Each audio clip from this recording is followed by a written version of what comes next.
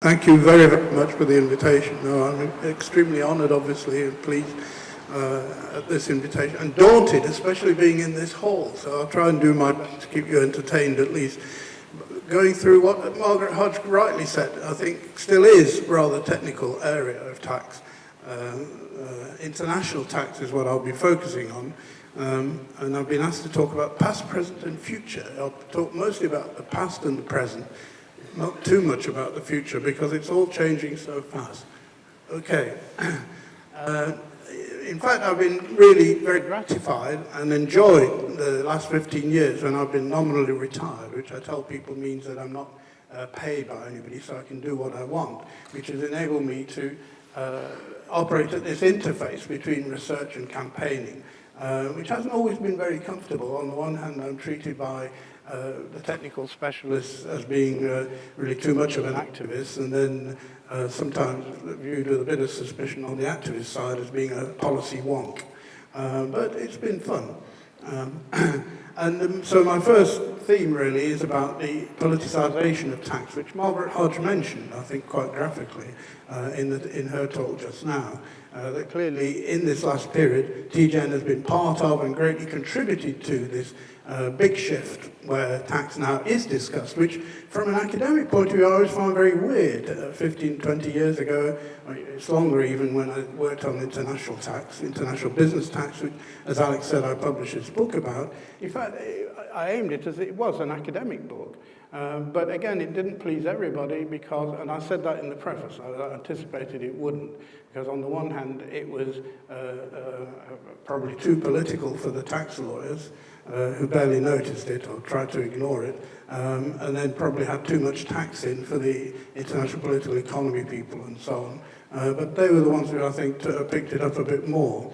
But I've been able, as I say, to, in a sense, draw on the intellectual capital of that work in this current period where the issue has become much more politicized. Now, what are the roots of that? So first, I think it's worth reflecting that Tjn really, I think, came out of a backlash against economic globalization, which gathered momentum in the 1990s. You saw that even in the international organizations, with the World Bank suddenly becoming aware of governance, the importance of governance. And even in the tax area, political pressures on governments already then in the mid-90s led the G8 at that time to identify the issue of harmful tax competition. They called it harmful tax competition, although it was renamed later harmful tax practices. But they then referred the issue to the Organization for Economic Cooperation and Development, the OECD, the technical specialist par excellence, who produced a report in 1998, which led to a relatively weak procedure for scrutinizing preferential tax regimes, which I will return to. But there was still, I think, quite a gap between the political pressures and this technical work.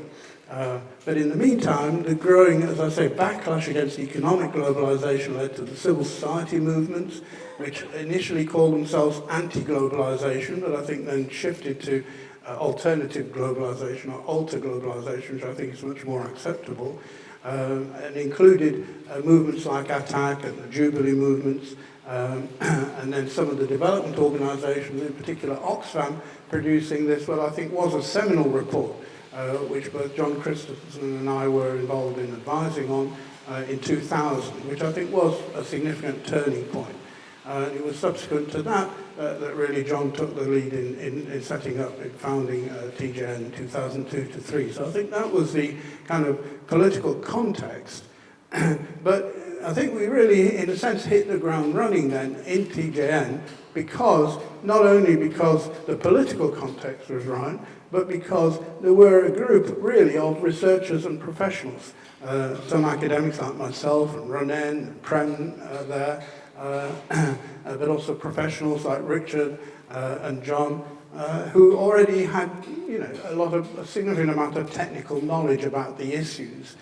So I think it's instructive to go back to the Tjn Declaration, which is on the Tjn website now, which included these three aims, if you like, for the system.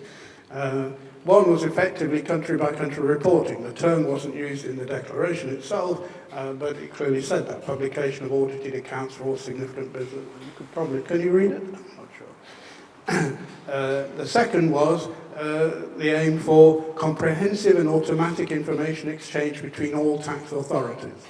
And that was really a direct critique of what had come out of the harmful tax practices, where, as you probably know, they'd only established rather weak mechanisms for bilateral exchanges of information on request.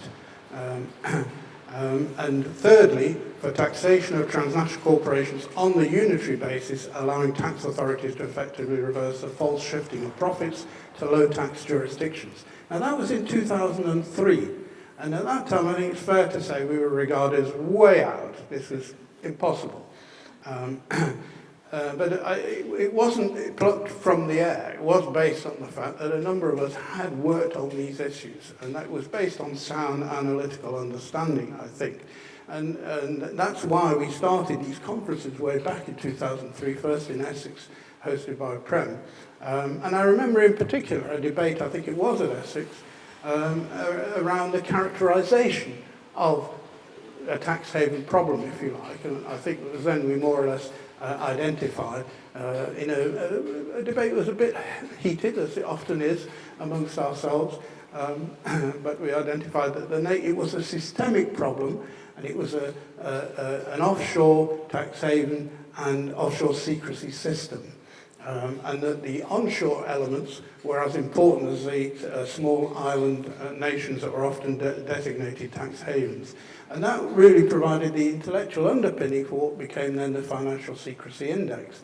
But why I'm mentioning it is, at that time, some of the campaigning organisations we were working with were a bit dubious about that approach. I remember in particular, I think it was the Swiss, and I think some of the Dutch at that time, who said, well, if you're applying this means that Switzerland and the Netherlands come quite high on your list of tax havens. And we said, yes, because it's a system.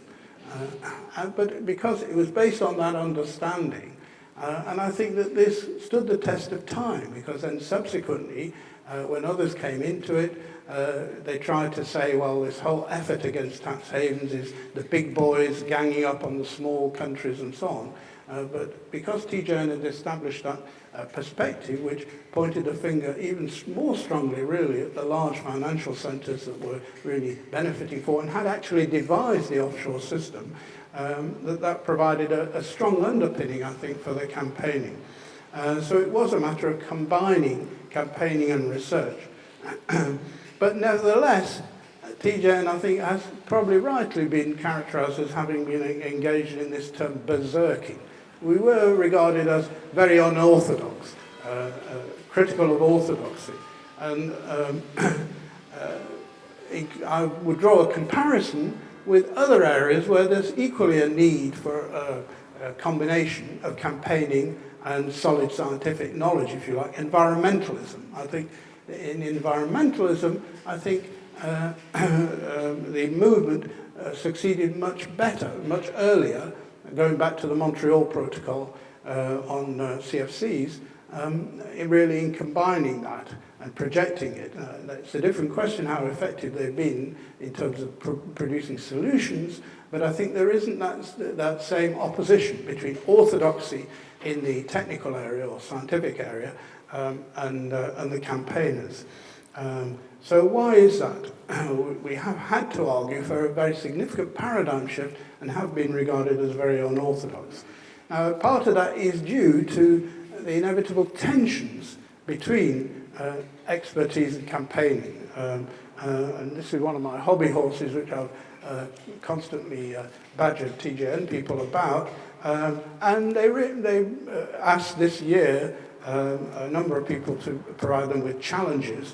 So I formulated this as a challenge, and the response of Tjn to the challenge is up there. But basically what I pointed out was that there are these tensions, that expertise is strategic, long-term.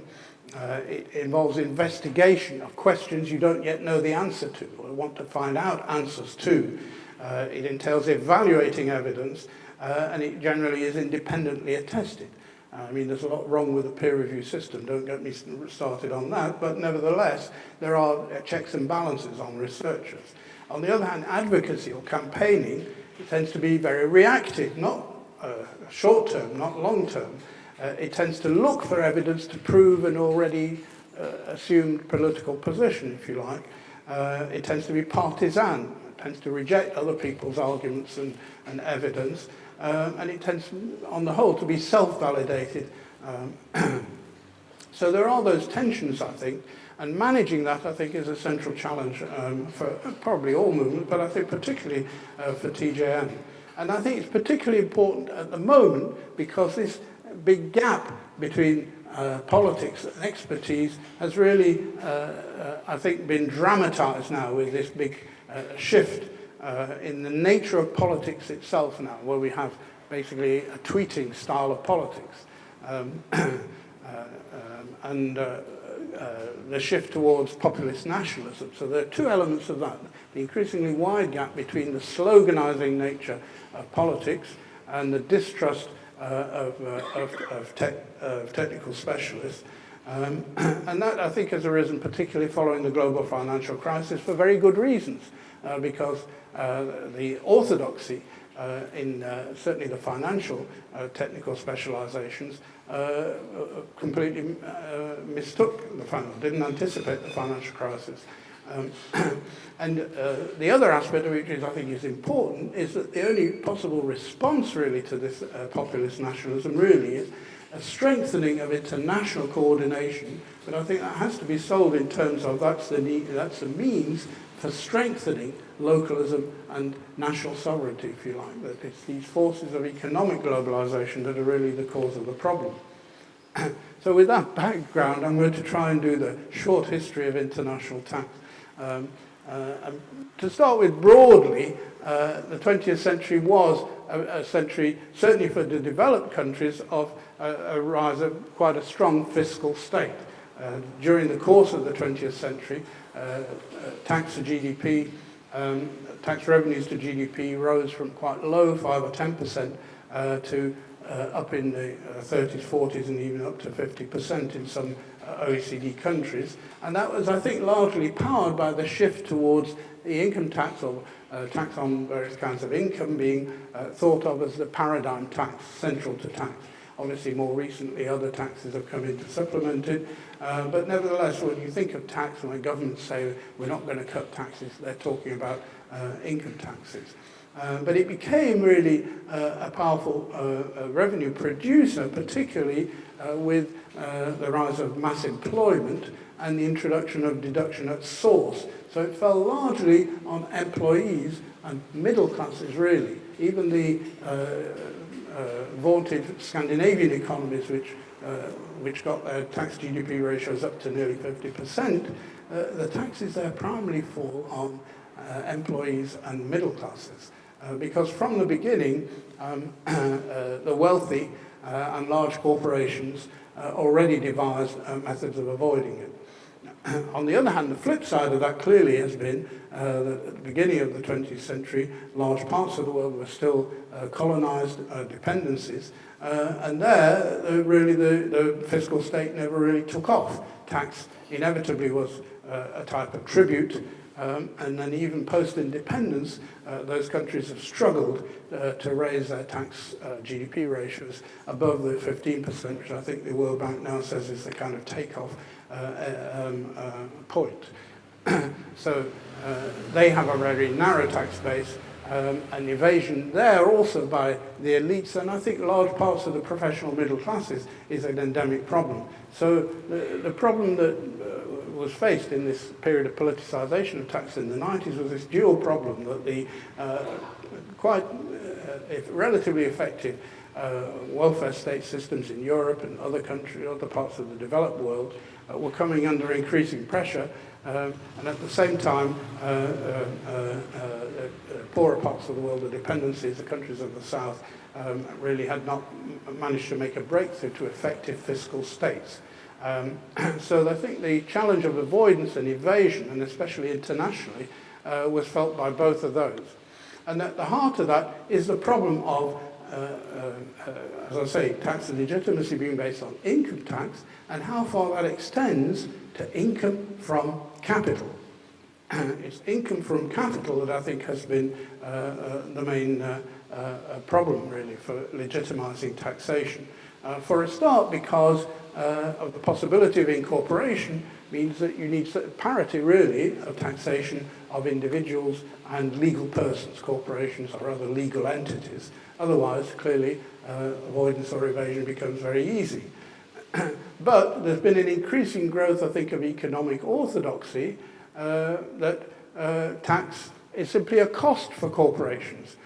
It's just passed on to either shareholders or employees. It's kind of a debate amongst economists to where does the incidence of tax on corporations really fall, and that it's a deterrent to investment, both by the wealthy and by corporations.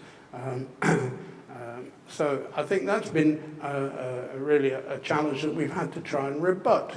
Now, my own point of view is that the strongest argument in counter view of that is that, in fact, the growth of corporate oligopoly is due to the increasing nature of corporate revenues that have been based on rents. The large corporations really derive rents from exploiting of specific advantages, whether they are natural resource advantages, but even more so licenses and intellectual property monopolies, but also their power of international avoidance, regulatory arbitrage or avoidance of not only tax but also other national regulations has been a big part of their growth.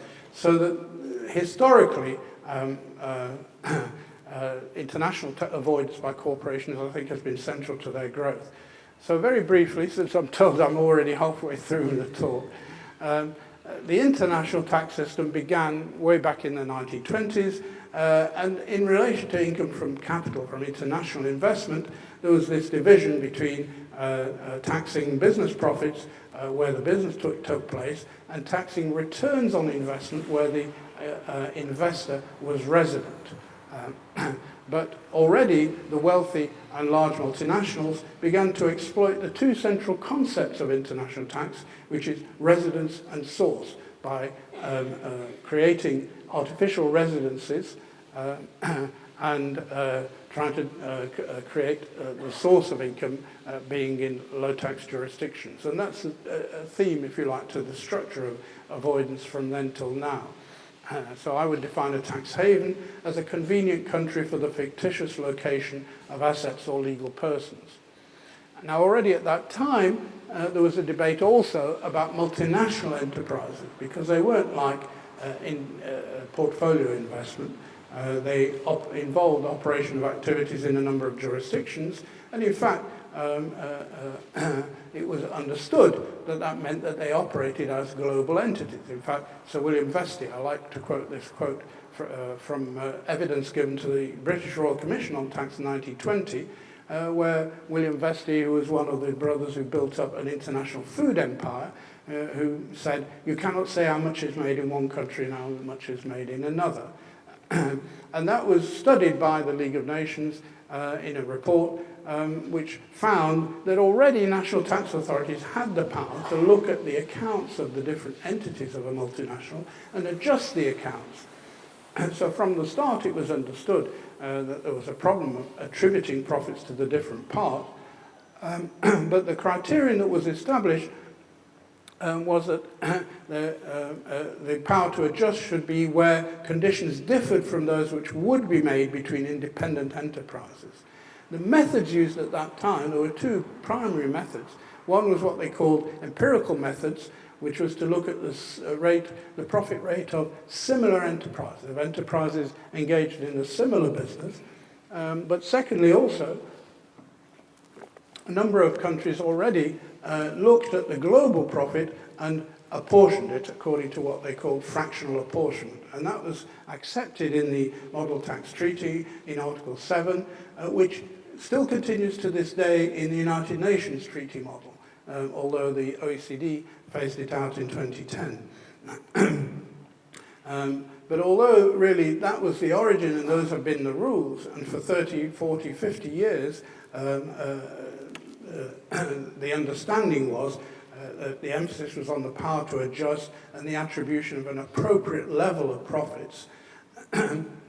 Nevertheless, since that time, the large companies have exploited this so-called independent, I prefer to call it the independent entity principle. There's often reference to the arm's length principle, but arm's length was never used in the international, at the international level. It's not in the tax treaty, it's not in the commentaries to the treaty, it was in the US regulations. The real problem occurred, well, I'll skip over this rather quickly, but the exploitation of the independent entity principle was done by the creation of intermediary entities in convenient jurisdictions, and those were the first tax havens. So they're rather simple. I mean, this is a simplified version, but even so, the idea is fairly simple. You transfer assets or activities to a low-tax jurisdiction. You can charge operating companies for the use of those assets. For example, intellectual property rights, you charge royalties. For central services, you charge fees. That reduces taxable business profits, and by channeling them through conduits, you can retain them for reinvestment. So retained earnings of multinationals were a big factor, I think, in powering the growth of multinationals, especially in the post-Second World War period. So it was in that period, from the 1950s, that the initial development of the offshore system started, with TNCs expanding through reinvesting foreign earnings that they retained offshore through those rather simplistic, simple methods, if you like. And at that time, already the US Treasury identified the problem of treaty abuse and referred it to the OECD, but the OECD really made rather little progress on it. And the Kennedy administration then proposed an approach which effectively is one type of unitary taxation, which would treat the foreign affiliates or subsidiaries of a US-based multinational as controlled foreign corporations and tax those on their profits on a direct basis attributable to the parent. Full inclusion CFC rules. However, due to lobbying, the Subpart F provisions that were enacted were greatly weakened, and they were limited to passive income in low-tax jurisdictions. And then the definition of passive income was further weakened by treating financial services as active income. And that, in effect, then regularized the offshore system, because that meant that financial services activities and other kinds of activities that you could kind of say were producing active income were okay under the US rules.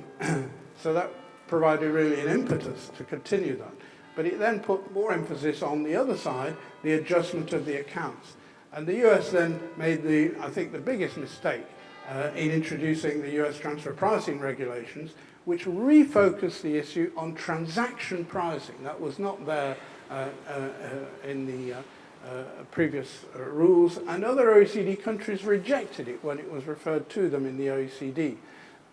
Only the US adopted this approach in '68, and then in the '70s, the US then progressively found that it didn't work. There were repeated studies in the US that showed that that focus didn't work. You couldn't find comparables. But I think probably the most powerful critique of that was that it required treating as transactions activities that didn't involve transfers between different entities within the corporate group, activities that were highly centralized. Finance is highly centralized within a multinational.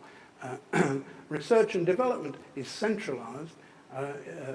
Intellectual property is fictitious. It's legally protected in the form of copyrights or patents, but the ownership of it can be located anywhere. Equally, financial services activities can be notionally located anywhere. But the application of this transactional approach meant that really there was an incentive on the corporations to set up structures and start to price these transactions and claim that they were priced on an arm's length basis. So the problem of transfer pricing isn't actually mostly about actual transfers. It's mostly about these central activities that then have to be treated as if they were transactions. So I won't go through, given the time constraints, the history of it, but there was this peculiar contradictory convergence. The other OECD countries rejected the transactional approach. The US then, having introduced it, found increasingly it didn't work. The Congress went to the extent of calling for formulary apportionment. But then there was increased political pressure in the 70s and also opposition to formulary apportionment as applied by US states to foreign multinationals coming in to the US. So out of that peculiar range of circumstances, the OECD produced a report in 1979 that more or less accepted the US approach. But still, that wasn't formalized.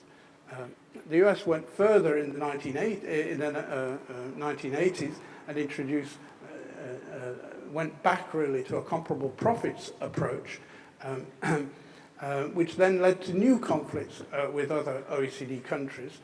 And out of that was born, really, out of that rather messy concatenation of circumstances was born what then became the Bible of international tax, the OECD Transfer Pricing Guidelines of 1995. And these kind of embodied, but in a very peculiar form of soft law. These are not even commentaries to the tax treaty. The tax treaty commentary refers to the guidelines as being the fruit of experience or something. And the guidelines are highly technical, but also very discursive. They're actually a misnomer. They're not guidelines. They've taken their canonical standing, I think, largely because they've been adopted by the profession. Basically, an enormous amount of intellectual capital was invested in developing and elaborating those rules. Transfer pricing became the area of practice par excellence. I don't think I could stick to that. And why? Because in a sense, they suit everybody. From the point of view of national tax authorities, their ad hoc methodology and complexity allows the national authorities to think they have some degree of control of the issue. In practice, they don't, because the emphasis in the guidelines is on a facts and circumstances analysis. So it requires really an individual analysis of each company and its business model. Now there, inevitably, tax authorities are always on the back foot. The business always knows more about, the company knows more about its own business than the revenue authorities ever can do. So you never have enough transfer pricing specialists. You're always on the back foot. But what it does is to technicize the basic issue, which is allocation of income of multinationals. It converts what could be a political issue into a technical issue done on a very complex and ad hoc basis. And the creation of this expert community, primarily driven by the private sector, but also really dominating increasingly the public sector because of the revolving door, and I can give you many examples of that. So it's been really a totally defective system. Again, I haven't time to go into it in any detail, but from the late 1990s, as countries increasingly brought in national regulations based on the transfer pricing guidelines, it became increasingly dysfunctional. And yet this was at the very moment when the OECD introduces so-called harmful tax practices initiative. So on the one hand, they were providing this incentive for the so-called tax planners to devise these complex structures, in collaboration often with national governments, who were then spurred by tax competition, were offering their own tailor-made incentives. So it was in that period that Belgium, Netherlands, Luxembourg, Ireland all developed their specific regimes, which in principle were supposed to be disciplined by the harmful tax practices initiative from the OECD. So it really was a completely messy period, and that was the period really when Tjn got off the ground. The other element that I would like to draw attention to then was, at the same time, there was already, I think, an increasing dematerialization of the economy. There had been a big shift to services already from the late 1970s. And that was felt particularly by source countries, which most developing countries are, because dematerialized activities are particularly easy to deliver in a country without any real physical presence, which the historical international tax rules required for a tax nexus. And that problem was already there, I think, already from the 1990s. And it's only much later, now really, that the issue has come to the fore. So then there was what I think of as the second phase of tax avoidance structures, where on top of the classical tax haven structures, you had these use of these preferential regimes such as Ireland. So this is just a diagram of the double Irish Dutch sandwich, for those of you into the technical details of it. So it really, that whole period was a period really of increasing deterioration and generalization of tax planning and tax avoidance practices. And it was only really after the financial crisis that we then had a big volte-face. It was then also with the election of the Obama administration and the increasing publicity around Swiss leaks that brought the issue back again very strongly on the public agenda and led to these dramatic statements. Firstly, on the transparency agenda, we remember the stirring statement, the era of bank secrecy is over, from the G20 in London, and then the enactment of FATCA. So on the transparency of bank account information, significant progress was made there, and the shift to the adoption of the common reporting standard in 2014 vindicated the position of Tjn from a decade before.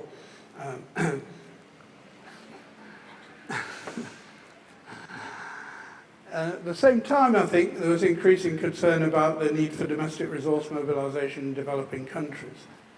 So that then led, the second side of it was the adoption by the G20, which had been created following the financial crisis, of the famous BEPS project. Now the BEPS project really was cobbled together a set of initiatives that the OECD already had on the stocks, but the political pressures had led to a fairly firm mandate to produce what then became country-by-country reporting. So again, that was, I think, a significant move for the political pressures, but also the cogent arguments for country-by-country reporting that we put forward. And since that time, we've tried to continue to track that through TJN, particularly the BEPS Monitoring Group and the Independent Commission for Reform of International Corporate Tax, which Valpy here is a member of.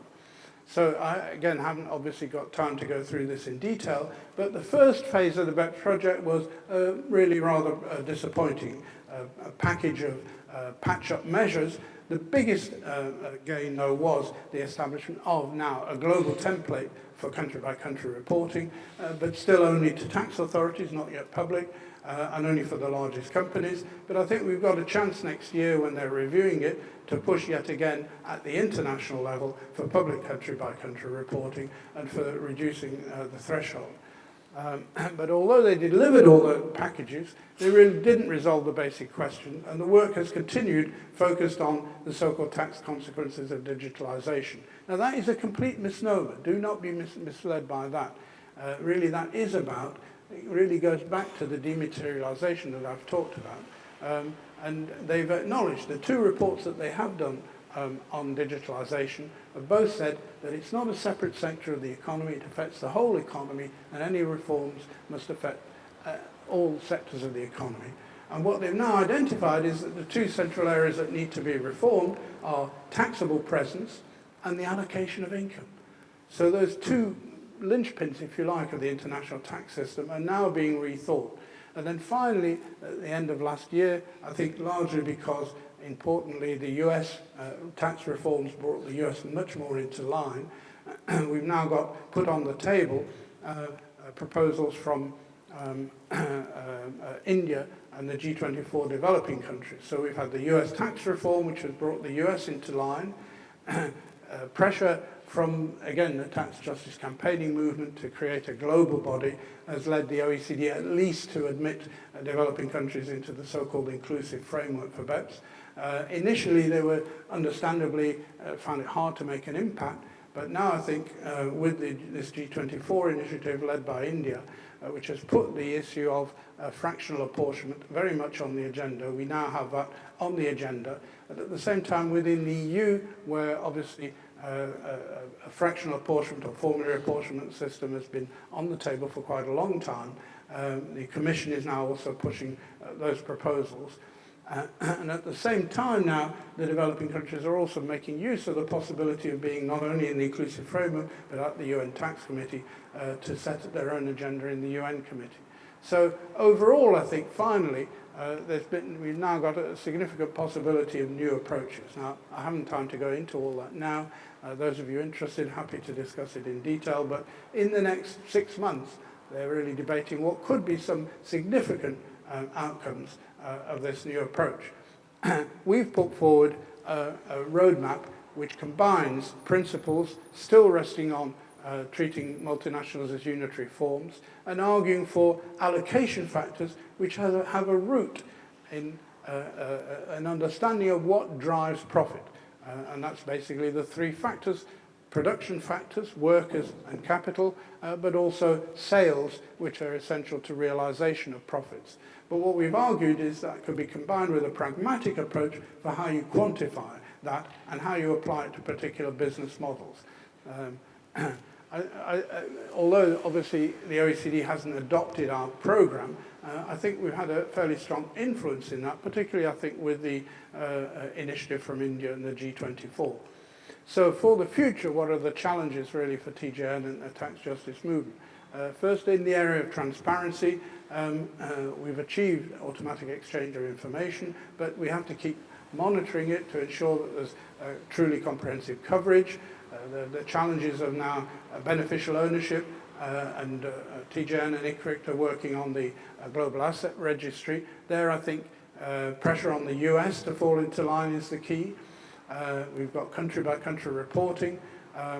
Aggregate data should be coming out soon, but we can push, I think, for public country-by-country next year.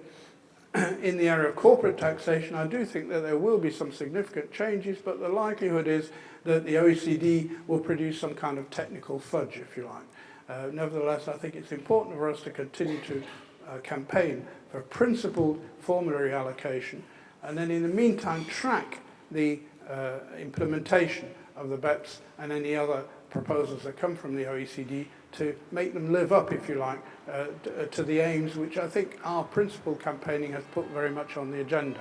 Now, for the future, I did write a paper, I think about 10 or 15 years ago, called The End of Offshore, and I was being optimistic then. Can we be that optimistic now?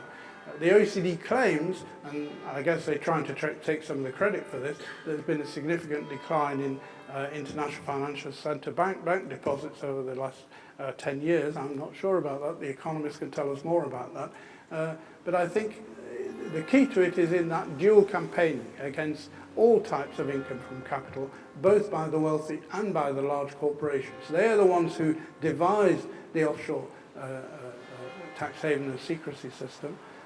And unless we can continue the campaigning on both elements, I think that's the key to trying to ensure that there can be a phasing out of the offshore system to remove the conditions for its existence. Thank you very much.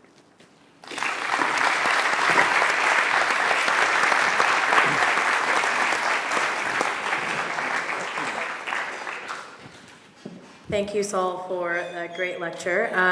For those of you who don't know me, I'll be moderating. My name is Faria Mohiuddin, and other than wearing loud suits, I am a strategic programs researcher for TJN.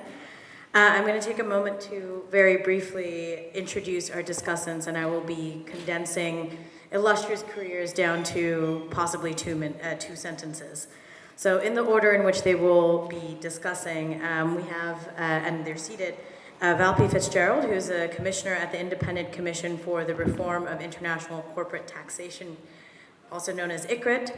He is a professor emeritus of international development finance at Oxford University's Department of International Development, which he also directed between 2007 and 2012.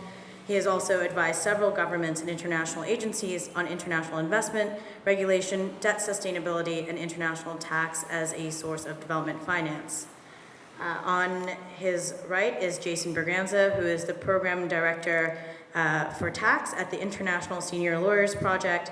Jason is an economist with over 10 years' experience in international development, poverty analysis, regional integration, and trade. Prior to joining ISLP UK, he was Deputy Executive Director and Head of Research at Tax Justice Network Africa, where he led Tjn Aaba's work on illicit financial flows. And then, last but not least, is Yamini Mishra, who is the Director of Gender, Sexuality, and Identity of the Gender, Sexuality, and Identity Program at Amnesty International. She has worked previously with UN Women, the Asia Pacific Forum on Women, Law, and Development, and the Center for Budget and Governance Accountability in Delhi. Her work is grounded in a strong women's human rights and social justice perspective, and she has also recently been appointed to the advisory group of the UN Secretary General's high-level panel on financing for gender equality. So with that very, very quick introduction, I hand it over to the discussants to give us their thoughts. So Valpi, if you'd like to start us off. Thank you. Good evening. It's both an honor and a pleasure to be invited to be a discussant for this first TGN lecture. I speak as a commissioner of the Independent Commission on the Reform of International Corporate Taxation, which, as you know, is led, or at least we believe we lead, by Joe Stiglitz and Jose Antonio Campo, but in fact is run by the steering committee, where people like Sol and the TJN and other people sit. The Commission benefits enormously from Sol's outstanding expertise in international taxation law, as well as their campaigning support from the TGN. And I'm delighted not to be alone tonight, as my fellow Commissioner, Eva Joly, is here as well, and she will receive the first ALN award in half an hour or so. Sol's lecture is an impressive overview of the history of international tax negotiations from a critical expert observer over many decades. In my view, there are four key points, takeaways, if you like, that he makes. The first one is that really tax avoidance started as soon as corporation tax was invented and has been promoted in the end by the loosening of capital controls and the globalization of capital. But interestingly, he argues that the failed attempts at reform are partly due not only to special interests, but also imperfect US tax design for foreign income and sort of clashing models, if you like, between different, if you like, hegemonic economic powers, which underlines a lack of coordination and the problem of externalities from large countries' domestic fiscal decisions, which then are often paid for, if you like, by developing countries. I see his second takeaway, I think, is the way that the OECD too dropped the ball with its reliance on transfer pricing rules, which, as he cogently argued, are based on a fallacy about how multinational firms operate and how their individual components can't be really considered as separate establishments. To which I would add, as an economist, the simple point that 2/3 of all trade in the world takes place within corporations. So even if the model worked, even if, which it doesn't, it would apply only to 1/3 of trade. And as Sol points out, that much of the profits of multinational corporations come not from the activities of their individual parts, but from their very multinationalness in itself. I think he's demonstrated very clearly that although the need for radical change has been recognized in the last decade or so, progress has been very slow, and he rightly emphasized the important role of civil society mobilization around these issues in pressing governments, both directly and indirectly through their effect on electorates and other NGOs and political parties within the system. He also makes although he didn't have time tonight to expound on this, a very interesting comparison with the environmental movement, where he suggests that they have been able to make a lot more progress and more quickly because they have an alliance of critical scientists, a large body of critical scientists, as well as the citizen advocates, which makes for a winning combination, while on tax, the vast majority of lawyers, and I must confess the vast majority of economists, are not convinced and would not, unfortunately, still support progressive reform. Sol is a lawyer, of course, albeit an unorthodox progressive and radical lawyer, and it's true that lawyers, not economists like me, negotiate and create trade deals and taxation deals. Nonetheless, I think tonight a political economy view may also be useful. Why? Because international tax reform has implications for fiscal equity and income inequality. In essence, as the Tjn has always argued, in the end of the day, it's got to do with the global social contract between international investors and local citizens. Now, the main equity consequence of global tax competition at the national level is the worsening of income inequality. Base erosion and tax avoidance mean that less taxes are paid by the wealthy because corporation tax is essentially a withholding tax on dividends paid out of the firm's rent on capital. This means that there are less fiscal resources available for welfare transfers, and of course these are the main mechanism for poverty reduction in market economies.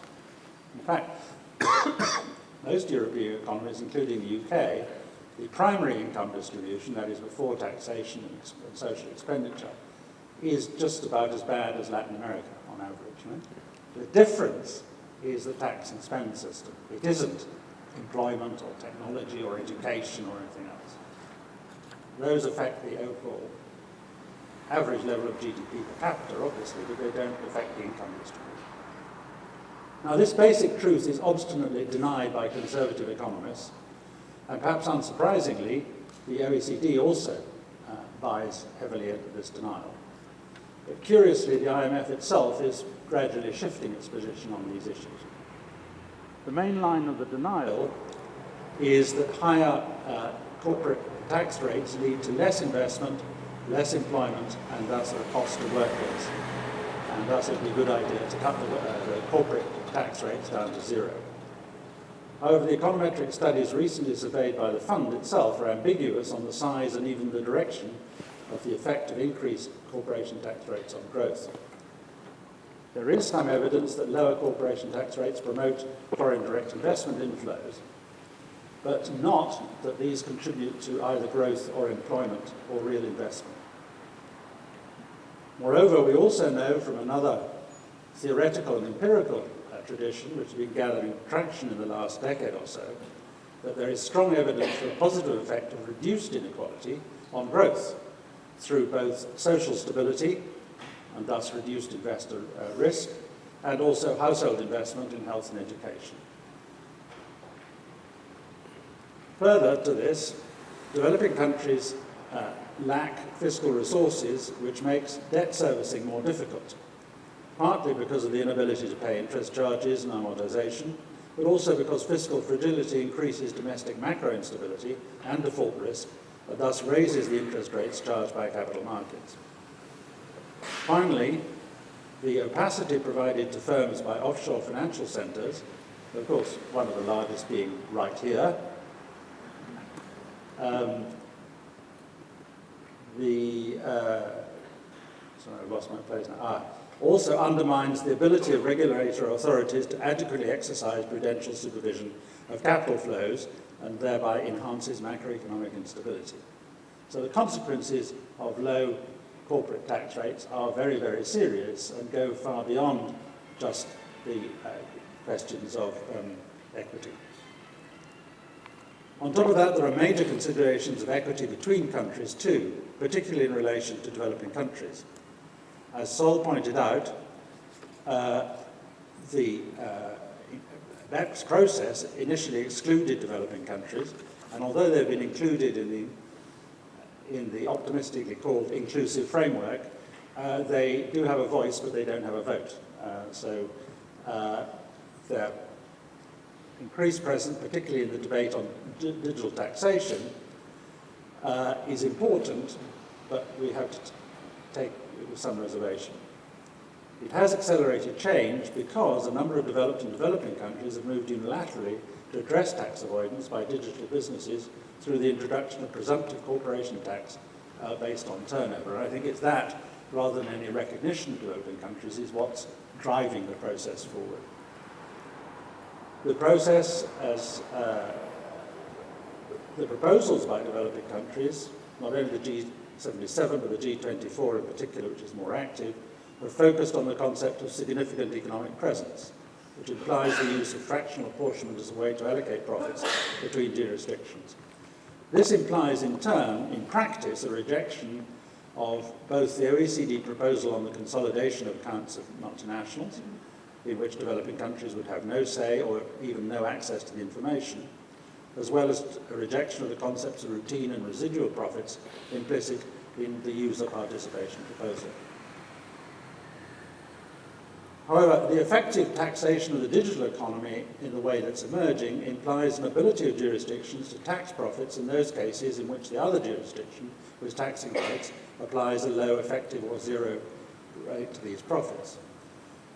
To this extent, it's equivalent to the beginnings of a global anti-erosion tax. And the precedent in the new US global intangible low-taxed income, or GILTI, corporate tax provision is interesting. If these initiatives become cumulative, they effectively impose a floor on international tax competition and sharply reduce the attractions of tax havens, a major step forward, as Sol points out. Nonetheless, the specific concerns of developing countries still need a lot more attention. On the one hand, they have a legitimate need for tax incentives for development purposes, particularly for R&D and physical investment. These would be rendered ineffective if foreign firms' headquarters had to pay taxes on these incentives. On the other hand, a move to allocate taxing rates based on the allocation of sales to market jurisdictions will clearly be far more beneficial to developed countries than it will to developing countries. Although Sol didn't go into this in detail, all apportionment rules for either unitary but also digital taxation are essentially arbitrary. In other words, they're politically negotiated. They cannot be based on an objective economic criteria. There's the history of the Massachusetts formula for allocating revenue between the US states on the basis of assets, labor, and sales, and the similar Canadian model clearly show. These are, in a sense, just an arbitrary rule, if you like. Therefore, I think in rethinking tax reform, more consideration should be given to the associated redistribution of revenue, and particularly how changes might benefit or not developing countries. The application of the standard Massachusetts formula would mean a massive shift of the tax base away from convict countries towards developed countries, but no great gains for developing countries. Only if employment is given a huge weight in the system do developing countries gain much from these formulae. And in that case, it will be a disincentive to employment creation. We thus argue there's a strong case for considering an additional fourth weight in any apportionment formula, apart from assets, employment, and sales. And that would be the level of development. This is well established already in trade negotiations, special considerations in GATT and WTO negotiations, for example. A possible weight, an additional fourth weight, would be inverse of the ratio of GDP per capita per country in the global need. In other words, the poorer the country would be, the larger share it would get of the apportionment. In sum, Sol's legal work, both academic and advocacy, has been a major contribution to what progress has been made on international tax reform. His lecture throws a very useful light on how we got to where we are and where we might go in the future. And it's only fair that his part in this process is now being recognized. Sol himself is too modest, because he really is modest. despite his combative nature and despite having read law at Oxford. But I think it's fair to say that his contribution to this history has been crucial. Thank you. Thank you, Valpi. Jason, the floor is yours. Thank you very much, and just to echo Valpi's appreciation to Tjn for organizing this lecture, and it is a pleasure to actually sit here and listen to such a great individual advocate for reform in tax. It's very rare one sits in a room like this and gets a history, economics, law, and advocacy lesson in all under 45 minutes. So, it is indeed truly amazing. But just listening to you during your speech and your lecture on the emergence of the rules governing international tax and finance does reaffirm to me some certain fundamental failings on the international governance of international tax and finance. And to use a quote from Gordon Brown from 2008 Labour conference speech, that we did not fix the roof while the sun was shining.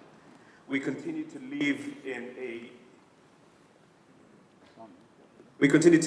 an age of greed, excess that has continued to undermine both, constantly undermine institutions, regulations, and laws, and has further then emphasized the role of domestic finance, especially tax, as the only sustainable means for development and furthering equality in our society. And this is something for me that remains globally applicable and not something that we can only leave to just an issue for developing countries, but certainly something that is very much applicable in developed countries as well. And the second point that I wanted to reflect upon as based on Saul's lecture was the development landscape that has emerged throughout this history of the defining and redefining of international tax rules and of the global finance system, the constant leaving behind of developing countries and developing regions. There has been a very slow transition from these regions, from the confines of the post-colonial era, the imposed destructive macroeconomic policy that has allowed both systematic and systemic erosion of rules, regulations, and institutions in these regions that were supposed to uphold the international standards, albeit by your measures, Saul, with their inherent weaknesses. And as a result of that, as the rules have evolved, as the reforms have been made, developing countries, for some reason, continue to be left behind. And further illustrates, perhaps, in the ecosystem and the architecture that we are actually operating within, that these rules and institutions perhaps are not designed or deliberately not working in some way for developing countries. Which begs the question, and that left me thinking about what we mean when we talk about international tax or international rules, and what does the term international truly mean? And I'm taken back to the FDI infographic that was shared this morning by one of our colleagues, where the center of where everything is happening is actually narrowed down to just a few jurisdictions, continuing and constantly setting the rules for the majority of the rest of us to follow. And so the notion of international still remains a preserve for the wealthy nations, with very little room for the rest of us to participate. And I think both Saul and Valpi have touched on this. The mere just participation and not actually having a voice to make decisions or a vote needs to be more meaningful if we're actually going to be talking about international standards and international rules that define international tax and finance. The fourth question that has been posed in my mind is why now? When listening to Saul, I figured I'm trying to understand why is it now that all of this is very much in the mainstream? Why are governments all of a sudden perking up and paying attention to what Tjn and other society activists have been speaking for the last 10, 15, 20 years? And an oversimplification, perhaps in my opinion, on the response is that the problem of political polarization, crippling social welfare, growing inequality is now at the footstep or at the doorstep of developed countries. They are having to deal with issues that perhaps they felt would never have to be dealt with in their time. And therefore, just rewording or recoining again another phrase by Gordon Brown, where he tried to say that the Labour Party would then create rules that would reward those who played by them and punish those who don't. Actually, what has happened in our ecosystem is that the rules reward those who don't play by the rules and actually punish those who do play by the rules. And I think this, for us, as we reflect on Saul's lecture, is something that we need to be cognizant of when we reflect on the importance of developing countries participating in these discussions. And gone are the days further that we can say there is a lack of capacity in certain places, there is a lack of political will in certain jurisdictions to actually engage in these conversations and in these discussions. So we do need to move much, much further to that.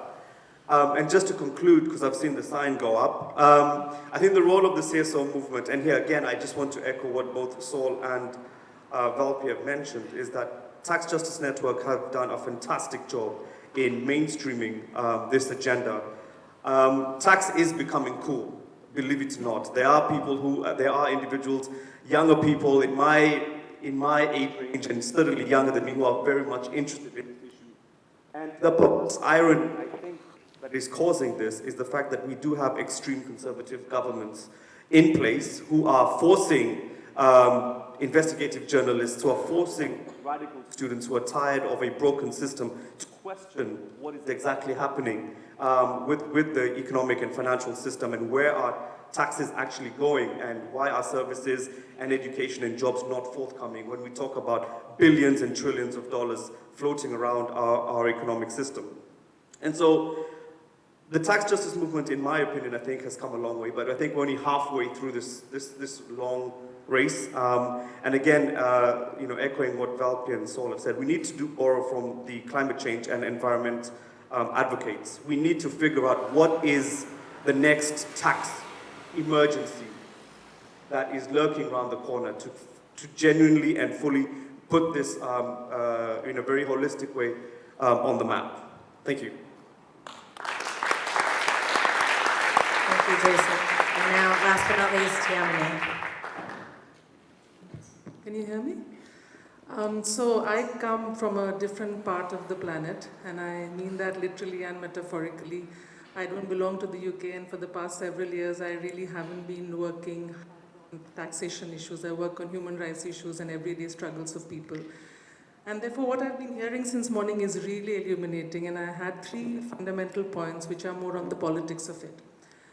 The first fundamental point, which in some sense is a slight departure from what the previous discussant was saying.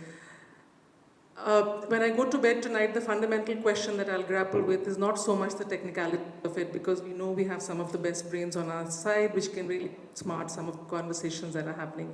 But it's really the politics of it, and I feel there's a huge difference between people who are doing the work and the real politics. So for me, the question is, how do we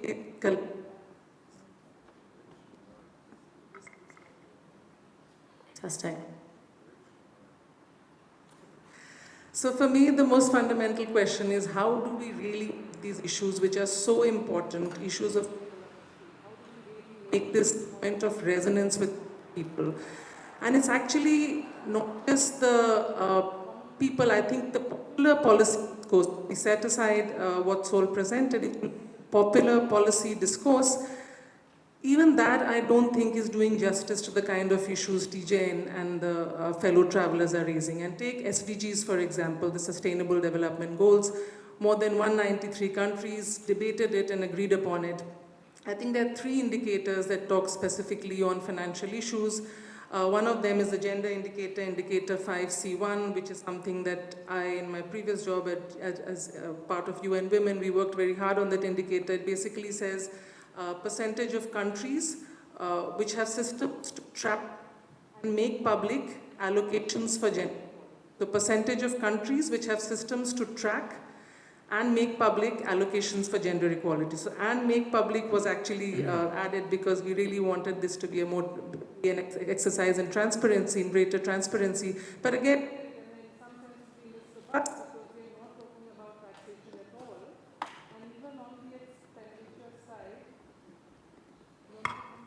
Yeah, if you would like to.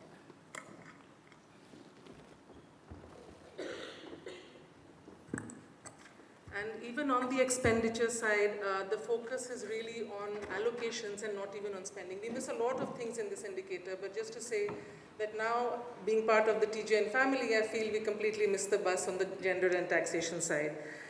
The other SDG indicator is SDG indicator 16.4, which is on reducing illicit financial flows. And you will hear from Tjn colleagues what a battle it must have been in negotiating whether illicit necessarily means illegal and whether illegal necessarily includes all forms of tax haven. So that battle is on, and I think the jury is still out.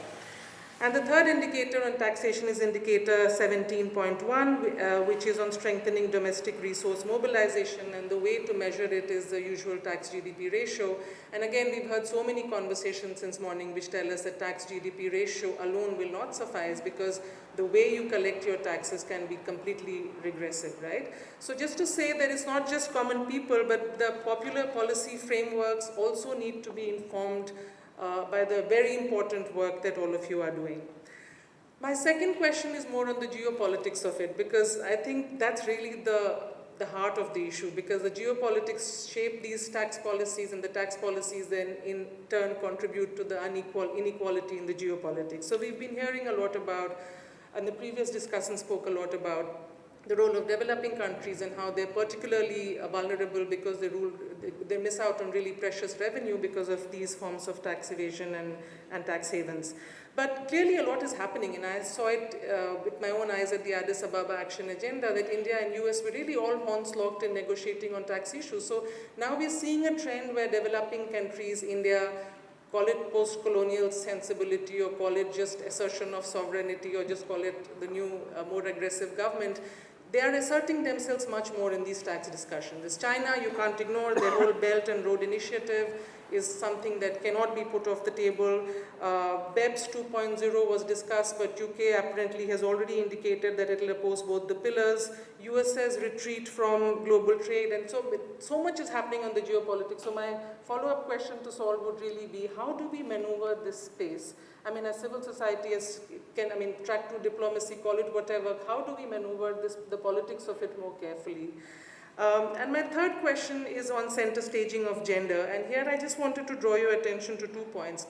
Of late, we've been seeing a very interesting trend. We've seen nation states owning the term feminism, right? So Sweden once brought about its first feminist foreign policy. Canada also brought out its first feminist foreign policy. France spoke about its feminist diplomacy, and so on and so forth. So as a feminist, I still feel happy about it because it's reclaiming a word which at one point of time had become dirty. The real issue that still needs to be asked is that, is it really transformative in any way, or are we just using these terms too loosely?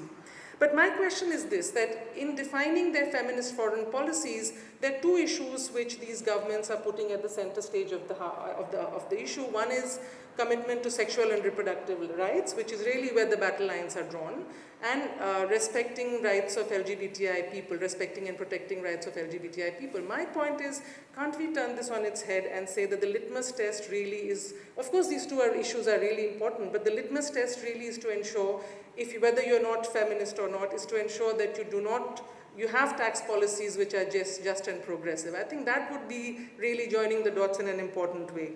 And just the last point, and then I'll stop with this. As you all know, Human Rights Council had brought about these guiding principles on business and human rights. And just in the last Human Rights Council, about 10 days ago, they brought out a guidance document on how gender dimensions could be incorporated in the entire framework on business and human rights.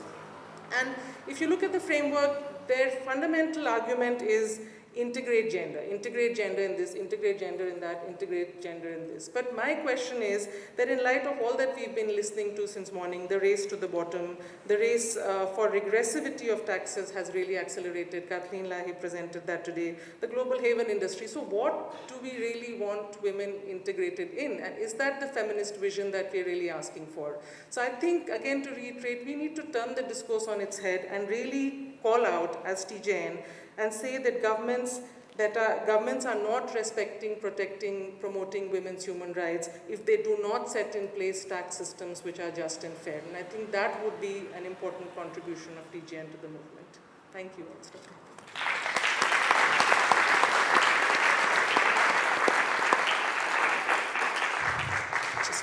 Thank you so much. In the interest of keeping to time, however in vain that might be, we're just going to take 2 questions from the audience, and after that, you can find all the discussants in the reception after. So, questions? Anyone? None. All right. What?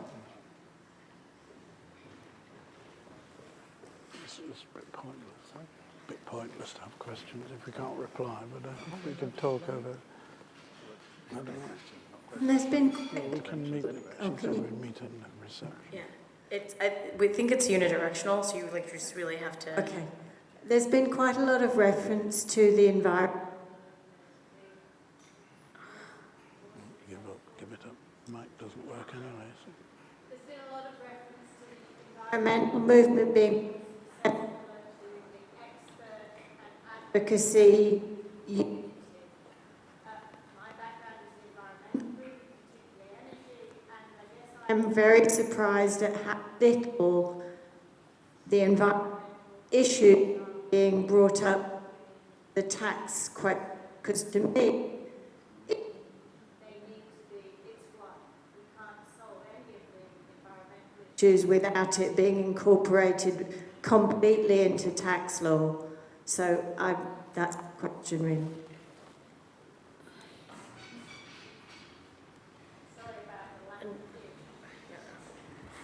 I think, any other questions? One more? Or is that it?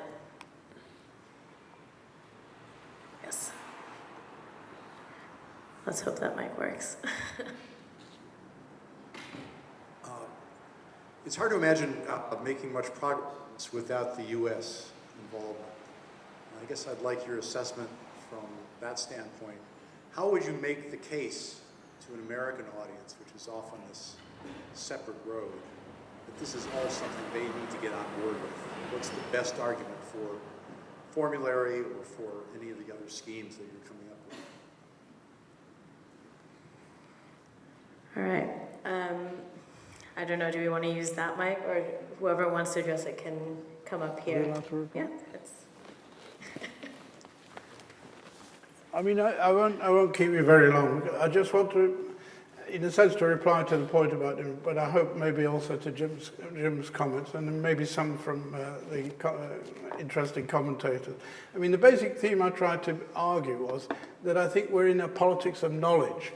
That when you say there's geopolitics, for example, so that's why I put forward the environmental movement as having been more successful only in the sense that they've created a stronger symbiosis between the technical specialists, the scientists, and the movement. So now it's now accepted as common sense, really. Climate change deniers really are largely marginalized now. So it's common sense we have to do something about the climate. The scientists have come up with targets. Now, whether we've succeeded in adopting those proposals, that's obviously a different question. But that's what I would say also about the geopolitics of it. Again, and that was a question, I think, from you.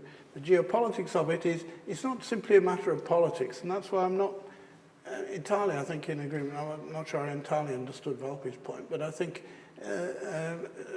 that you have to combine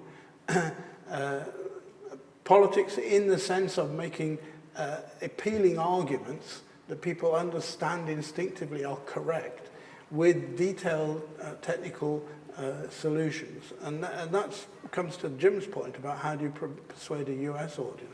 It was quite difficult in the period where the US had this very imbalanced tax system, where in principle it claimed to tax worldwide profits of multinationals, but had actually weakened their CFC rules to the point they didn't exist.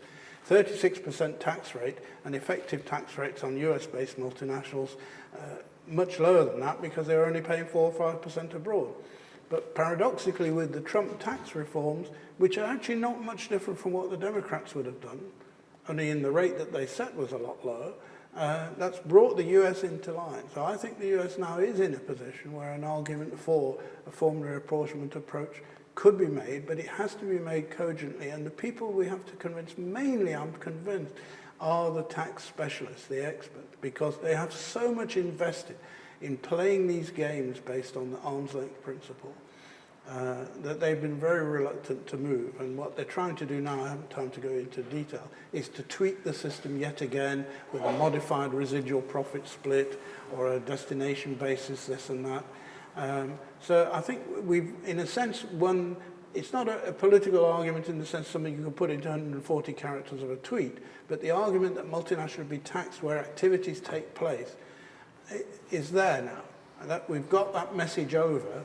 Working out the details, I think, is what we now need to move on a lot more.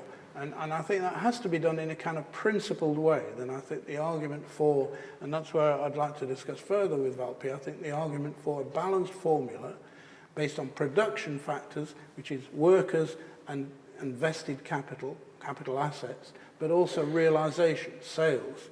And the history of the Massachusetts formula was really that states started to compete with each other by shifting towards a sales-based formula, which doesn't actually make sense. So I think that if we can get that argument over, but we have to get it over as much in the technical sphere as we do in the political arena. All right, thank you for those questions, and I would like us to thank Saul and the discussants once more for the lecture and their thoughts. So on to the awards bit of tonight. So I would like to invite the discussants to now join the audience. And in the meanwhile, I would like to now invite on stage Professor Prem Sikka, original member of Tax Justice Network and founder of the Association of Accountancy and Business Affairs, with whom we are actually co-hosting this conference to award the annual AABA Award. Thank you.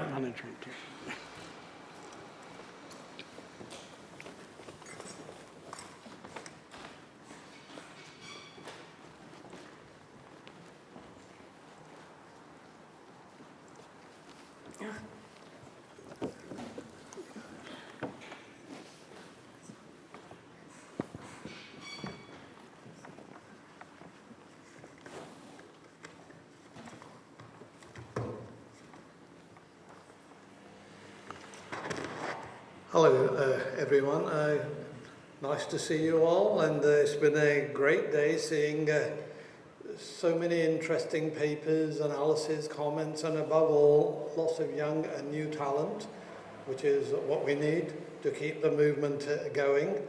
And this annual conference is also a day of celebration, celebrating the support and achievements of people which keep the movement going, give it global visibility, and also enable us to intervene. So this year we are giving 2 awards. They are the Tjn Aaba Awards. The first person we are giving award to, well actually both persons are not here unfortunately. So the first person we are giving award to is Sarah Knott. Many of you may not know her, but she's been a tireless supporter behind the scenes. Indeed, doing a lot of media work and providing other support for the Tax Justice Network movement. Unfortunately, she's not here with us, and on her behalf, John Christensen, if I may invite him to accept this award, please.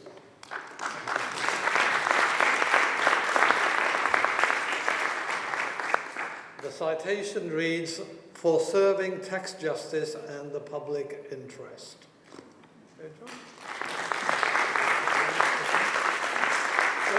Very quickly, I did speak with Sarah early on. She sends her love and best wishes to everybody and she's incredibly proud of this award.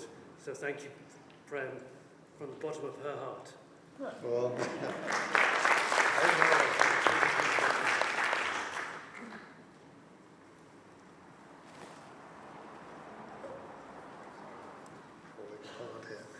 the second award is to a colleague who many of us have worked with for many years. He was firstly a journalist with The Observer, I remember many, many years ago, in the early days of Tjn getting in touch with us and was wondering if he can have fun with the tax issues. We said sure. And ever since then, he's been a great supporter of tax justice. Subsequently, he joined ICIJ and done great work on various leaks, such as the Panama leaks, HSBC leaks, Paradise Papers, Luxembourg leaks, and all kind of leaks. And unfortunately, he's not with us, but I'm very proud to give the second award to Nick Mathiasen.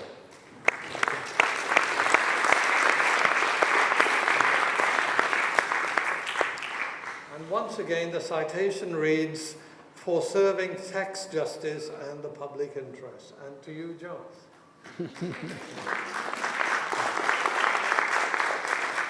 I haven't spoken with Nick today, but a little bit of Nick's history. Nick began not on The Observer, but on Big Issue. And he wrote a lot of very human interest stories for Big Issue, making the link between poverty. For those of you who are not familiar with Big Issue, it's a street newspaper sold by people who need help in every respect. And Nick wrote an awful lot of very well-argued articles for Big Issue, making the links between systemic failure and why people at the very bottom of the ladder needed help. Nick, I think, would be immensely proud of this award. Thank you. Great. Well done, John.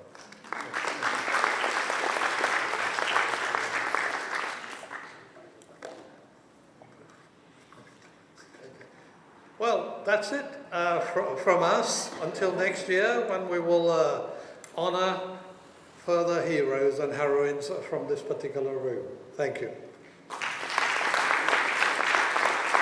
John, don't leave so fast. The next bit's on to you. So while I cue everything up, would you like to entertain our audience? Yeah, well, thank you. The idea behind this ceremony came up earlier this year when Alex Cobden said we really need to do more to honour some of the extraordinary people that we've worked with along the years. And that's it, is it? And he said that we should create a new award to be given annually in the name of Anderson, Lucas, and Norman, three people who I imagine none of you have ever heard of. But some have. So let me quickly introduce you to three, and possibly even more. I'm not very good at numbers. Everyday heroes. Quite a few years ago, well, not that long ago, Eva Joly, who is going to be receiving the award, the first of the awards in this series, published a book in French called Des Héros Ordinaires, Un Livre d'Espoir, Everyday Heroes, a book of hope. And I think that, if nothing else, we're about hope.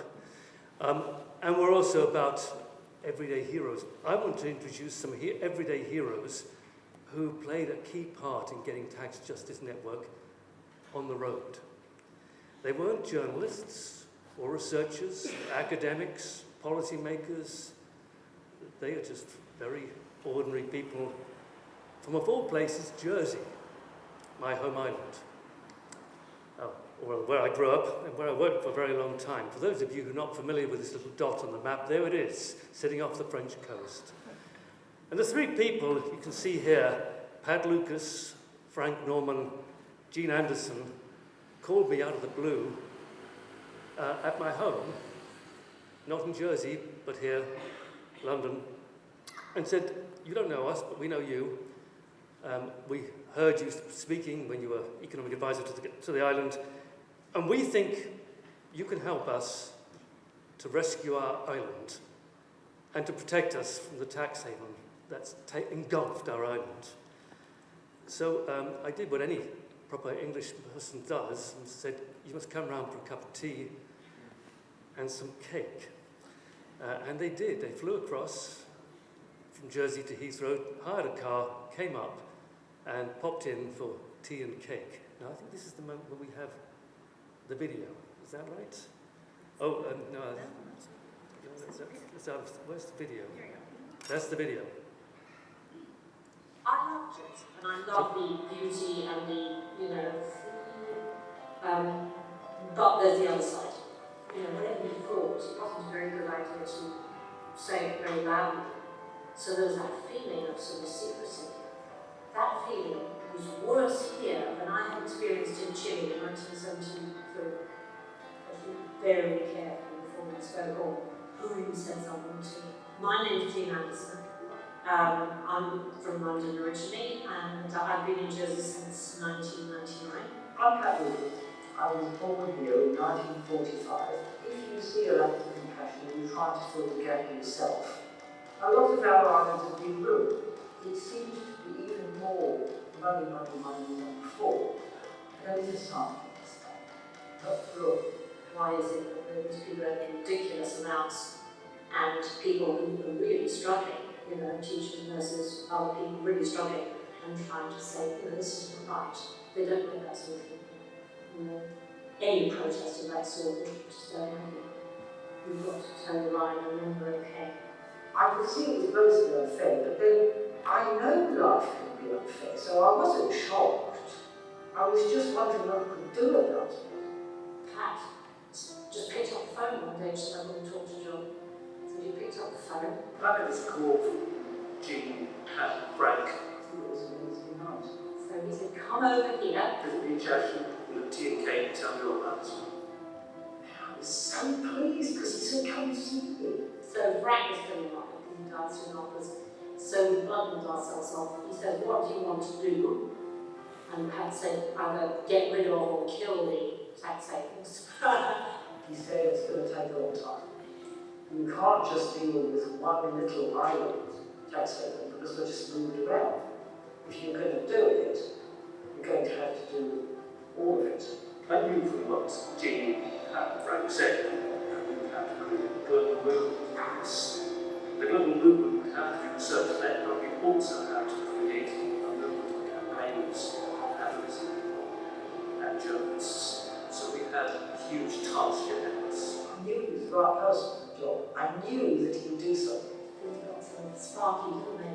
Things started looking up. And Tjn, Frank went back to Jersey and immediately he started fundraising to support the provision of global movement. And did all sorts of things like build funds, raising money and singing in the street. Our friend Sister Peter, who lived down the road, was always up, first thing in the morning, packing all the stuff and always Mary, our friend, used to take us in vans to all sorts of places. We used to sell things. We launched the Tax Justice Network in London at the House of Parliament in March 2003. A long time later, Pat called me up and said that he was selling cakes all over the place. We've raised some money to help create the Tax Justice Network. And then she said, we're sending you a check, £50,000. But just stop and think how many cakes you have to bake to raise £50,000. Because all you can ever do is invest. And if you think something is important, you have to pull out all the stops. Without amazing support from Tjn Aaba, Frank North, Pat Willis, Tax Justice Network, and blah blah. That happened. Didn't do a lot. I asked other people. But you did something. So it's What changed? My mum. My mum, and the story of the little red hen that she told me. I'll do it myself, said the little red hen. It's a very good philosophy. And so you have to do something if you want something done. And so you have to start doing it yourself. But you can't imagine doing it yourself because you're not big enough, strong enough, able enough. You have to ask someone else to do it. So hold my hand and let's do it. People are frightened to step out because they want to turn it on. It sounds like totally understandable. You want to turn it on and sometimes you can't. It's selfishness we have to do it. That's the bottom of it. That we have to start to say perhaps a little more every day. It's not all about me. It's all about us. Taking will probably get some. I don't have the knowledge that other people have about it. I'm just some little teacher.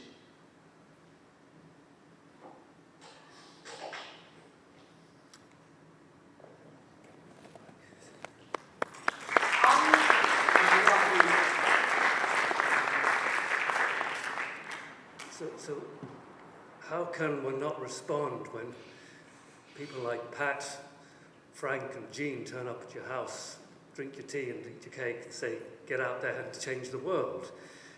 They are clearly not expert. In fact, Pat is a supply teacher who for many years has specialized in teaching young people in prison literacy and general skills. She clearly is not a tax expert in any respect. Tjn was a nun for many years working in Latin America, working with radical theologians in Latin America for a period. Sister Peter, who you see here, also a nun who worked for years in what is now the Democratic Republic of Congo, and who saw at first hand the looting of that country and understood, in a way which many of us would not understand, how tax havens were destroying the livelihoods and the lives of millions of people in that country. Rosemary Pestana, I'd add to the list as well. She was a hospital cleaner, a convener, a trade union convener for the Transport and General Workers Union in General Hospital in Jersey. Also not a tax expert in any way. She understood why this matters. And she set us the humble task of reclaiming the dignity of their island, their island's culture, my island's culture, and restoring some balance to the rest of the world. They understand what's going on at a global level. I'd just like to say one further thing about Sister Peter, who cooked all those cakes and raised all that money. Someone told me, in fact it was Jean Anderson, told me that Sister Peter had waited all her life to go for a ride on a motorcycle. So a few years ago I took my bike over there and took her for a ride around the island. She was terrified and she was thrilled. I'd like to remember what a marvelous person she was and her incredible... She never wanted to be front of house. She was always at the back decorating tea cakes and this, that and the other. But 50K, you know, is an extraordinary amount of money. And that's what got tax justice going. Back in 2005, 2006, we had no other sources of funding. It wasn't until a little bit later that the Joseph Rowntree Charitable Trust came in with some money that we could actually start doing some proper research work and commissioning others. But it was the work of these everyday heroes that got us going. I think you'll share with me the feeling that this is a brilliant award named after some brilliant heroes, and it's now my job to hand over to Alex, who conceived the idea to make the first Tax Justice Award.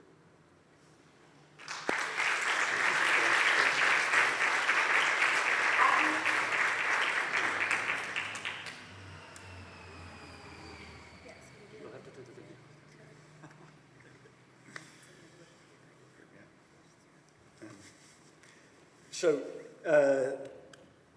the award, as you know, this is not a surprise, goes to Eva Joly, who is with us here. But I'm not going to talk about Eva because there is somebody who is not here who can do it much better than me. Let me see if this will function for us. Thank in 1997, I was about to go on a freelance journalist trip to Gabon in West Africa, an oil-rich country, and I got a message on the phone from a guy I'd never heard of, a Frenchman called Alain Ortol, and he said he had heard I was traveling to Gabon and he would like to come with me and he would help me get interviews with finance ministers and all sorts. And I said I wasn't particularly interested, but he came anyway. He came out on Air France first class with an assistant also on first class, and he basically shadowed me for a week, and I eventually accepted his offer of an interview with the finance minister, and it came like that, like clockwork. I was absolutely mystified what was going on. I never found out during that trip, but later I discovered that while I was there, an investigation was going on, and this had been an investigation that started with an American lawsuit against a French industrialist, and the investigating magistrate put in charge of this investigation was Aaba Joly, and she started investigating this, and it was as if she had found a rope sticking out of a swan, and she had pulled it, and new interesting things had come out, and those had had other ropes attached to them, and she kept pulling and more ropes, and eventually she discovered it was kind of an open secret among the French elites, but it was the biggest secret of the French establishment, and it became known as the Elf Affair, which was effectively Europe's biggest corruption investigation since the Second World War. What this was a system of effectively offshore finance, and the linchpin of this system was Omar Bongo, president of Gabon, who had allowed Elf Gabon, the Gabonese arm of the French state oil company Elf, to serve as a kind of offshore slush fund for the secret financing of all sorts of things, of the main French political parties, of the intelligence services, of the state companies and private companies. There was a network of bribery that went all around the world, from Venezuela to Germany to Taiwan, all over the place. And effectively, this was hidden out of view. It was offshore. Gabon is not on any traditional list of tax havens, but it was away from France, and it was, for that reason, it was able to stay hidden from view. So all this money was sent out of Gabon, and he was very well protected by French soldiers, the Gabonese president. So she investigated this, and it was very difficult for her. She, at one point in the investigation, there was a loaded pistol lying on a desk facing the door as she came in. There was a coffin sent to her in the post. She received warnings, all sorts of warnings. The press turned against her. She said, I felt as if I were radioactive. Eventually, other courageous magistrates joined in and helped her. And they eventually revealed such a network of corruption that was such a huge scandal that the system eventually had to be changed. And this was a system that was steeped in tax havens. Tax havens were everywhere.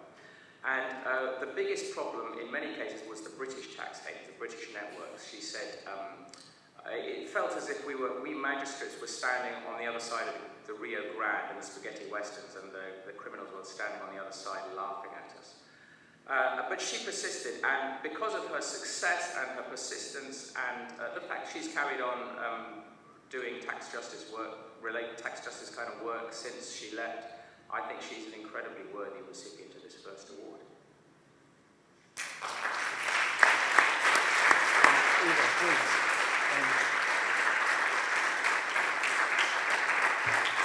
We think that would be enough, but there is so much more, from catalysing Norway into becoming one of the greatest leaders of tax justice to all of the work at the European Parliament. So, Eva, we are very proud to make you the first tax justice hero.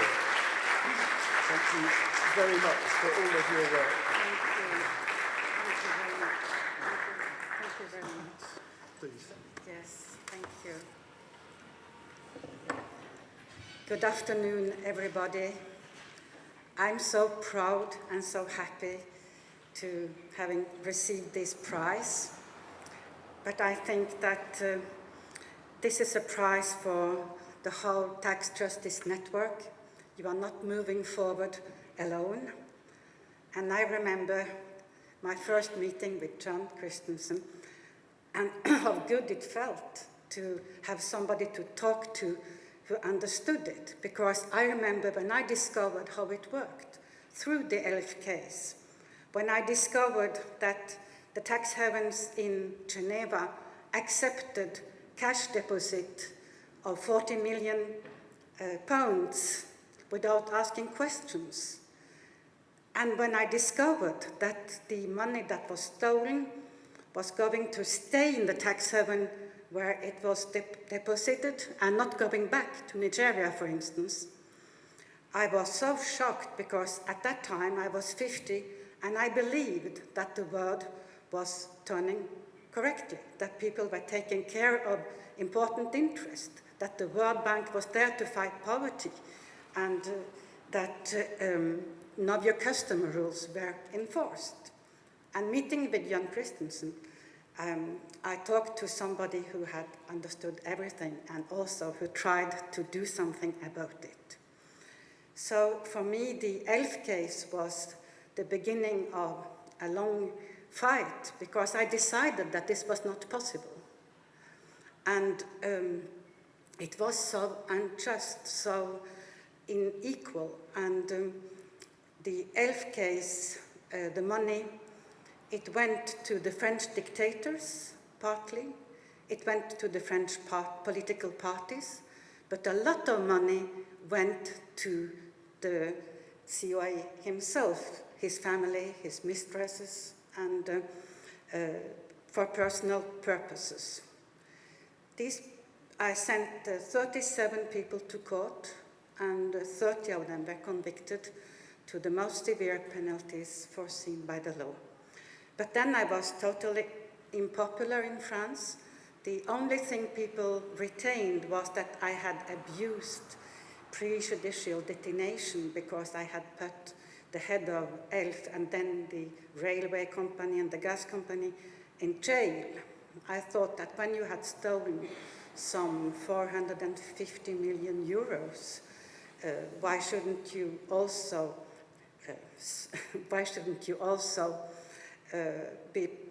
have some prejudicial detention in order to protect the proofs? And later on, when people were convicted, that was the only fact that was retained. Nobody is shocked when a young man of 20 who has stolen 2 bottles of shampoo is put for 1 year in prison. But taking those in power to jail, that was very revolting in the French society. And I think this is still what people retain in France as to my action. Well, I said I was very unpopular, so I went to Norway, and I worked for development in Norway from 2002 until 2009. And along with the ministers there, we went to Zambia and looked at their mining contracts, and we decided that from now on, Norwegian development aid should be aid for better tax systems and for better contracts with the multinationals. At that time, Zambia only had some 50 billion in revenue from their mining industry, millions. And by changing the contracts that we did by international bid, in 6 months they had 450 million in income. But then the head of state died, and the new head of state was in the hands of the multinationals, so this reform stopped. But that was the place where I understood what tax havens were about, because the mining companies operating in Zambia, they used Mauritius, and they sold the copper under the market price to Mauritius, and from there sold it further, and all the benefit was made in Mauritius, where there were no taxes paid. And so this was where I saw what kind of impact the tax havens had on developing countries. And I am sorry to say that when we tried with Norway to change the rules, the World Bank was not with us. Their discourse was, we need stability of climate investment. We need stable investment climate. And they found that it was quite okay that for Zambia the revenue was so little. A little later, we tried to convince the Malian government that they should look into their gold contracts. And I read the Monetary Fund's report about Mali. They recommended Mali to have more mining industry, and they said that 2% of income from the mining industry would be very good for Mali. I'm from Norway, born in Norway. Norway has also mining industry, and we have 68% income from our mining industry. So here you see some of the reality of the world. So how is it that we don't get rid of tax havens, the secrecy jurisdictions that are homes to criminal, to money launderers, to multinationals? And I think by this enumeration we understand why we don't get rid of them. Here is where the power is, here is where the money is, and when you add that politicians also have a lot of money for their political parties secretly here and also for themselves. There was no political will for a long time to change things. And I must say that I think that the work that the OECD has done in order to try to change the rules for the taxation of the multinationals has not been very efficient. It has lasted for decades, but without no result. There have been, I don't know, thousands of meetings and a lot of publications, and they are, beside the European Parliament, the only force, because unfortunately the UN tax department is not functioning. So it is the club of the rich countries and the multinationals who are setting the rules. And we know by now, I hope you know everybody, that it is not working, and it will not work, the BEPS project. It will take 15 years before it will be settled and said clearly. And this is too long. We don't have this time. It is urgent. It is too urgent that we can clean it up.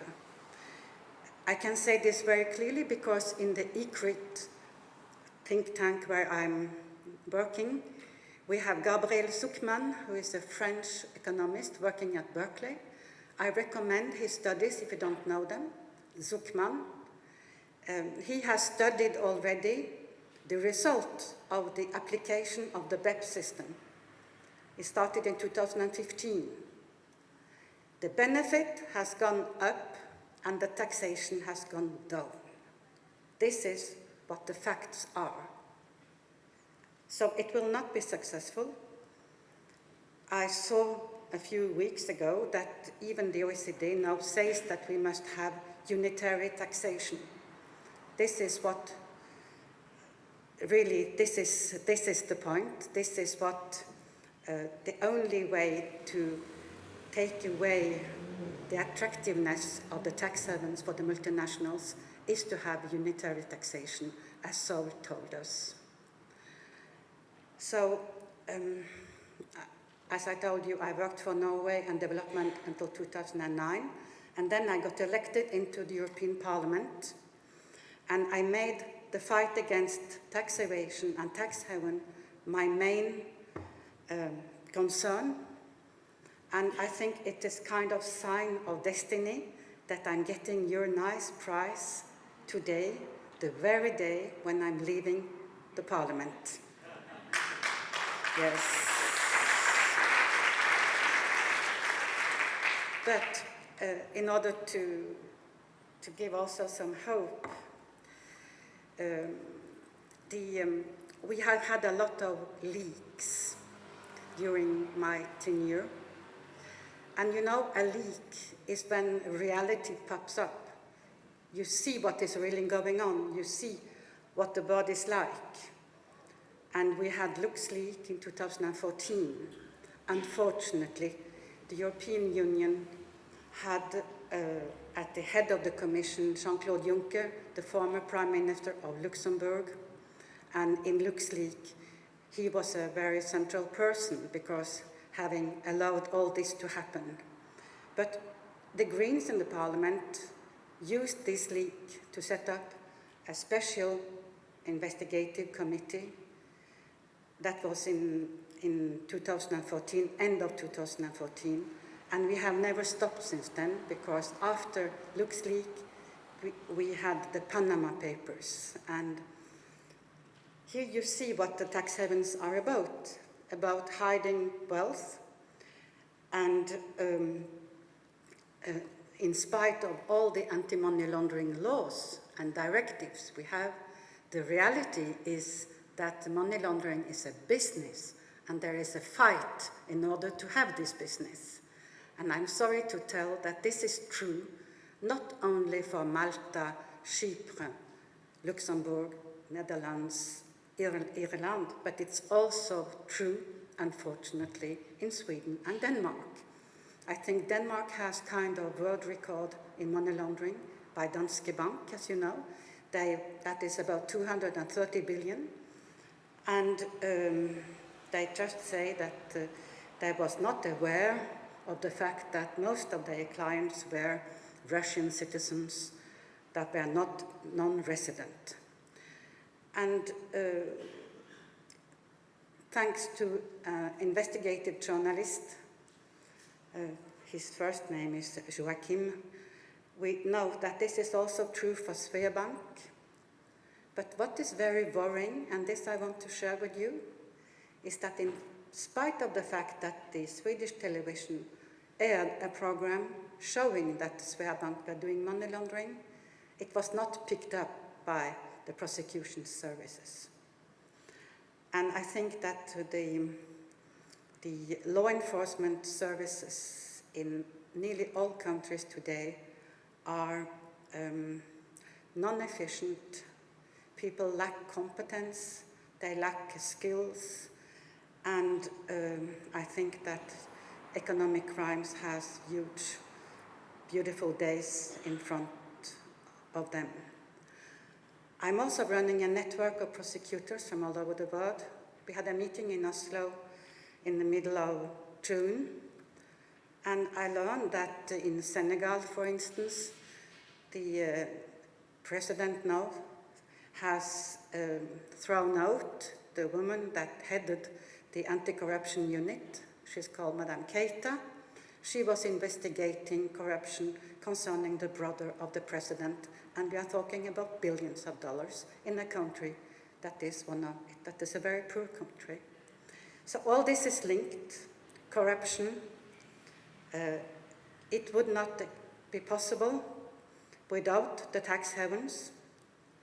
And also, when I say that we don't have time, we are running out of time, it is also because the fight against climate change depends on the fact that we get rid of the tax havens, because illegal logging in Congo, for instance, that we heard about, or illegal fishing, all the money earned from these illegal activities are not being deposited in the saving bank account at the corner. Huh? They are going to tax havens. So we know a lot. We know a lot, and I think that when you know how the multinational function, how little consideration they have for the public interest, when you know that it is possible to hide huge amount of money without risk, then it is for the civil society to act. And this is why I'm so proud to accept a prize from Tax Justice Network, because you have been doing a wonderful job in order to make all these problematics mainstream and not leaving this subject to the OECD only or to politicians. So in the European Parliament, after the work with these committees, we made very many recommendations, and some of them has been applied. And I'm happy to tell you that it is not a directive that intermediaries, lawyers and banks must report their aggressive tax planning to the tax authorities from next year on. This is an achievement. We also have protection of whistleblowers that are so important in these cases.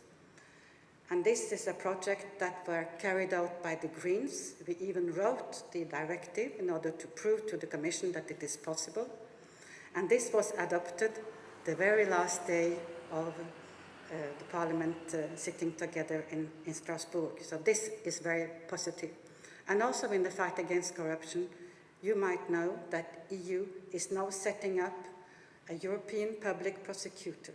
And this will bust, I think, the fight against corruption as to European money.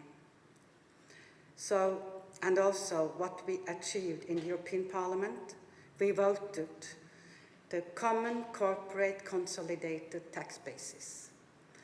And this is a tremendous achievement that would not have been possible only 2 years ago. It was possible now because of the leaks. It is totally trans-political. In the beginning, it was carried out only by the Greens. Today, it is voted really by a huge majority. And for all these reports, I must say that we had the support also of the Conservatives in the Parliament for many of these positions. So this is an achievement. We requested the Commission to get away from the unitary rules. You know that in tax matters you need unanimity in the Council. The Council is the member states. Among the member states you have all the tax havens, so they will never ever give in. So this is without solution. But in the treaty you have the Article 116 saying that if it is a breach of common playing field, then you can go over to majority decisions and co-decision. This is foreseen by the treaty. It depends on the Commission. Jean-Claude Juncker, in front of the Panama Commission, in front of me and Sven Giegold, promised to do it, but that was a promise that only engaged those who listened to him. He didn't keep his words, but I expect the new Commission to do this and to give the European countries this huge reform that will be part of the end to tax havens.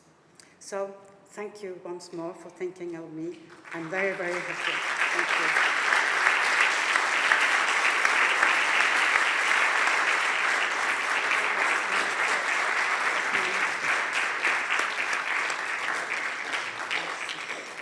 So I have only two things left to say. One is logistical. Please keep your badges. You will need them to come in tomorrow. The other is to invite you to the foyer for a drink with a hero. Let's go. Thank you.